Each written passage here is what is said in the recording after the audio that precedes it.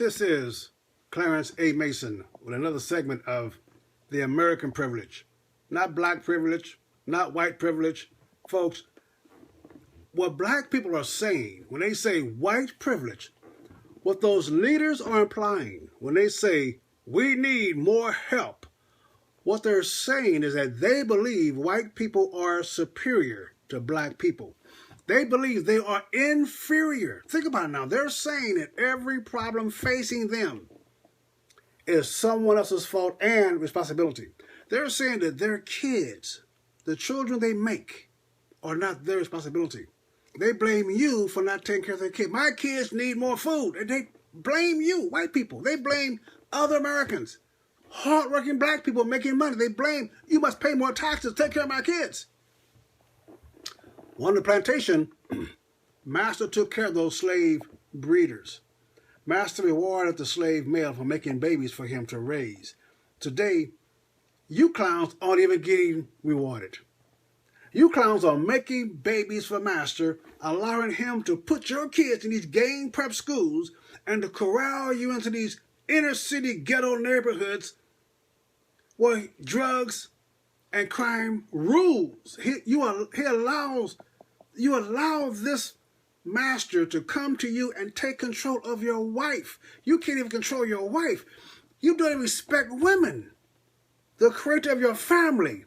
You've lost the role as the man, the provider, the courageous protector. You don't even look at that role anymore. You look at your ability to conquer women.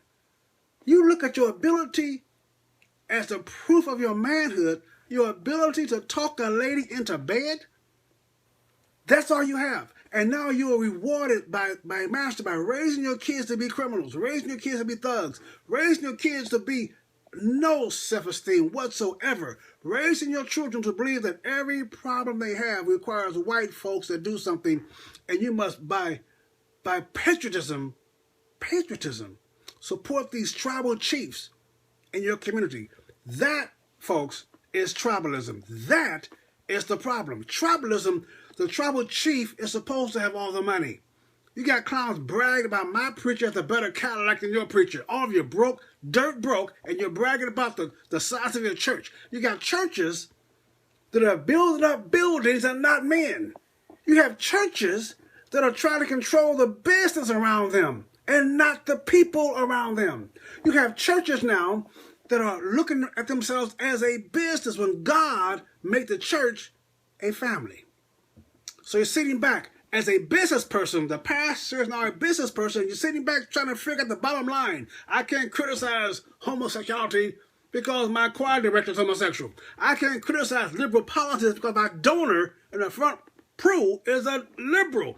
You're scared of the bottom line. You don't want to act crazy in the pulpit because the government may come and take their tax exempt status from you. If you are a pastor afraid of the government, what the heck are you doing in the pulpit? Are you kidding me? No, the community is going down not because of racist policies, not because of Republicans, but because you have allowed your children to be raised by master. And the only thing your children is good at now is picking cotton for master. The problem is you. If you're an adult and you're a black person, it is your fault. Every square foot of ground you stand on is yours. It is yours. Been fought for, paid for by blood.